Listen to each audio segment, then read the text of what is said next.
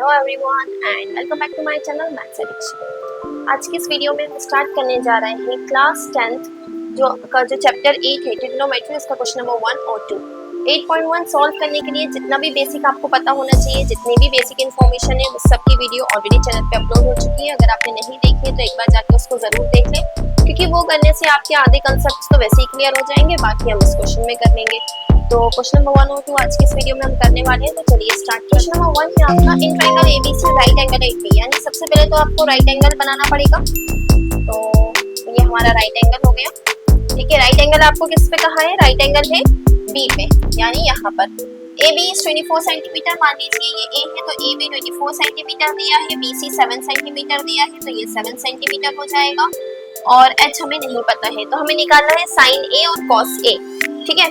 तो सबसे पहले तो लिखने का तरीका मैं आपको बता देती हूँ। अगर आप कभी भी एग्जाम में given to find diagram proper इस तरह से लिखते हैं तो आपको उसके मार्क्स जो कभी कभी होता है ना, हाफ मार्क्स 1 मार्क्स कट गया तो इसका कोई भी मार्क्स फिर नहीं कटता है। तो आपको क्वेश्चन में कैसे लिखना है, गिवन क्या क्या है, देखिए गिवन है यहाँ पर हमें ट्रायंगल ए बी सी, ठीक है, जिसमें एंगल बी जो है वो 90 डिग्री है, ए बी दिया है 24 सेंटीमीटर और बी सी दिया है 7 सेंटीमीटर। टू फाइंड क्या करना है, हमें निकालना है जो भी हमें, ये दोनों ही चीजें हम लिख लेंगे। पहला है साइन ए और कॉस ए, और दूसरा है साइन सी और कॉस। ये 4 चीजें हमें निकालना है। डायग्राम हमने ऑलरेडी बना दिया है, तो चलिए सॉल्व करते हैं। यहाँ पे हम क्या करेंगे, देखिए सीधी सी बात है, हमें निकालना क्या है, साइन थीटा, ठीक है। साइन की वैल्यू निकालनी है और कॉस की वैल्यू निकालनी है ना। ए और सी तो अभी हम बाद में देख लेंगे। साइन का फॉर्मूला क्या होता है, पी अपॉन एच, कॉस का होता है पी अपॉन एच। अगर आपने इंट्रोडक्शन वीडियो देखी है तो आपको पता होगा कि ये कहाँ से आया, पंडित बल्दी प्रसाद, इस तरह से जो हमने करा था, हर हर बोले सोना चांदी तोले। साइन की पी अपॉन एच, कॉस की बी अपॉन एच। जिसने ये वीडियो नहीं देखी है एक बार जाके देख लें, तो आपको ये वैल्यूज निकालना आ जाएंगी। यानी कि हमें देखिए परपेंडिकुलर बेस तो इन दोनों में से होगा, हाइपोटेनियस क्या होती है, ये टेढ़ी वाली साइड। हाइपोटेनियस पहले हमें निकालना पड़ेगी, एच पहले हमें निकालना पड़ेगा। तो एच हम कैसे निकाल सकते हैं, क्योंकि ये राइट एंगल ट्रायंगल है।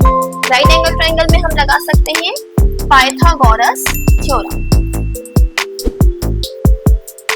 Bye Pythagoras theorem in triangle ABC। ABC पे हम जैसे पाइथागोरस थ्योरम लगाएंगे तो एच स्क्वायर होता है P square plus B square. H square मतलब एच तो हमें दिया नहीं है, पी की वैल्यू दी है 24 का स्क्वायर प्लस 7 का स्क्वायर। 24 का स्क्वायर होता है 576 प्लस 49। जैसे आप इसको प्लस करेंगे तो आपका आंसर आ जाएगा 625। 625 किसका स्क्वायर होता है, एच उधर स्क्वायर उधर जाके रूट बन जाएगा, तो एच की वैल्यू कितनी आ गई 25। यानी ये जो वैल्यू है ये आ गई आपकी 25 सेंटीमीटर। अब हमें निकालना क्या था, हमें निकालना है साइन ए और कॉस ए। तो साइन ए का फॉर्मूला तो होगा पी अपॉन एच। तो देखिए यहाँ पर अगर हम बात करें, पहले हम थीटा को मानते हैं कि थीटा क्या है, ए। फॉर थीटा इज ए, जब मेन एंगल हमारा ए है तो परपेंडिकुलर क्या होता है, इसके सामने वाला साइड। लेकिन यानी अभी परपेंडिकुलर क्या है 7 और बेस क्या है 24। तो यहाँ पे हम लिख लेते हैं परपेंडिकुलर है आपका 7 सेंटीमीटर, बेस है आपका 24 सेंटीमीटर और हाइपोटेनियस है आपकी 25 सेंटीमीटर। तो चलिए फॉर्मूला लिखते हैं। साइन ए क्या होता है, पी अपॉन एच, यानी परपेंडिकुलर यानी 7 अपॉन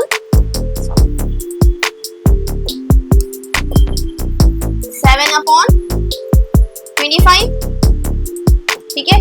सिमिलरली कॉस ए क्या होता है, B upon H. B upon H का मतलब 24 अपॉन 25, ठीक है। ये हो गया क्या, फर्स्ट वाला सॉल्व आपका, यहाँ पे डाल दीजिएगा। यहाँ से फर्स्ट वाला सॉल्व है, यहाँ तक तो दोनों के लिए है। फर्स्ट वाला आपका ये सॉल्व हो गया। अब हमें क्या करना है, सेकंड भी सॉल्व करना है। तो मैं इसको रब करके यहाँ पे सॉल्व कर रही हूँ आपका सेकंड। सेकंड वाला क्या है, थीटा अब क्या हो गया c। जब आप यहाँ पे देखेंगे तो थीटा क्या है यहाँ पे c। तो देखिए जब यहाँ पे आपका जो थीटा है वो c हो गया है, अगर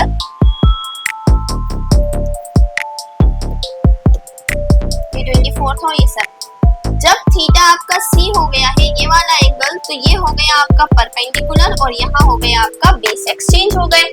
ठीक है, तो आपका परपेंडिकुलर हो गया 24 सेंटीमीटर, बेस हो गया आपका 7 सेंटीमीटर और हाइपोटेनियस तो आपकी सेम ही रहेगी, हाइपोटेनियस कभी भी चेंज नहीं होती है, दैट इज 25 सेंटीमीटर। ठीक है,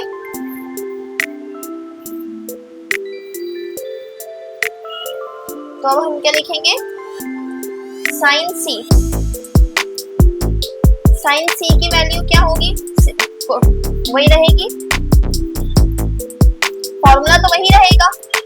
ठीक है, तो P अपॉन H, P यानी 24 अपॉन 25 और B अपॉन H यानी 7 अपॉन 25। तो देखिए यहाँ पे साइन A की वैल्यू आ गई 7 अपॉन 25, कॉस A की है 24 अपॉन 25, साइन C है 24 अपॉन 25 और ये कॉस C है, सॉरी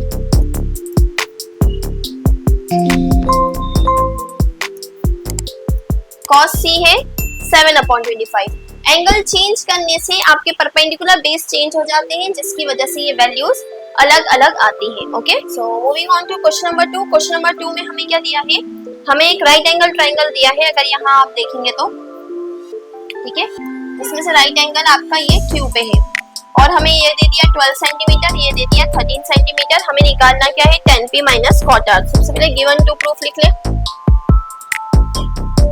गिवन है ट्राइंगल PQR जिसमें एंगल Q दिया है आपको 90 डिग्री और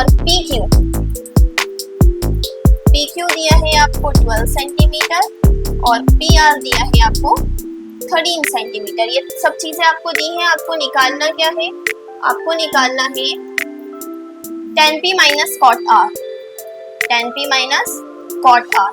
तो सबसे पहले तो फॉर्मूला देखिए, जो हमारा फॉर्मूला था पंडित बद्री प्रसाद वाला, इसके हिसाब से हम चलें तो यहाँ पे आता है tan और यहाँ पे आता है cot, यानी दोनों के लिए ही हमें p की जरूरत है और b की जरूरत है। ठीक है, अब अगर मैं बात करूं परपेंडिकुलर और बेस, यानी एक ये चीज और एक ये चीज, यहाँ तो हमें पता है 12 है, यहाँ क्या है वो पहले हमें निकालना पड़ेगा पाइथागोरस थ्योरम से, जैसे अभी हमने फर्स्ट क्वेश्चन में करा था। ठीक है, तो लिखते, डायग्राम इसमें ऑलरेडी बना हुआ है तो अलग से बनाने की जरूरत है नहीं। In triangle PQR by Pythagoras theorem.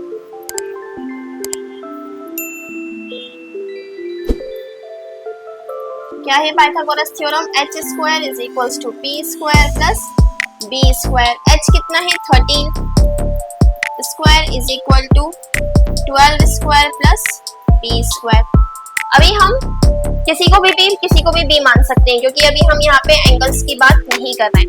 13 का स्क्वायर होता है 169, 12 का स्क्वायर होता है 144 प्लस b स्क्वायर।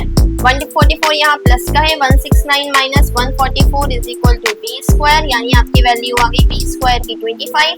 25 किसका स्क्वायर रूट होता है 5 का, तो b की वैल्यू क्या आएगी 5। ओके,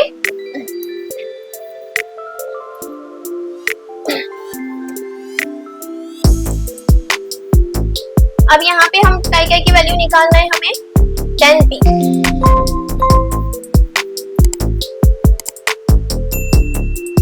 तो क्या होगा p अपॉन b। ठीक है, अब जब हम tan p की बात हो रही है, एंगल क्या है अभी यहाँ पर p, तो परपेंडिकुलर क्या होगा ये।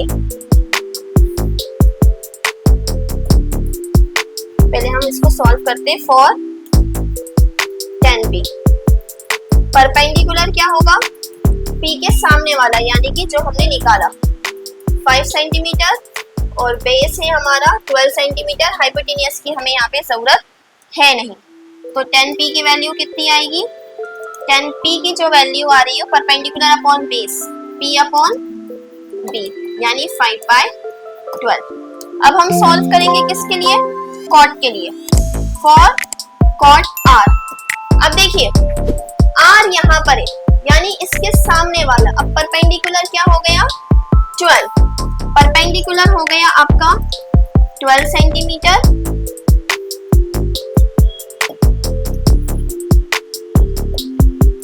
बेस हो गया आपका 5 सेंटीमीटर।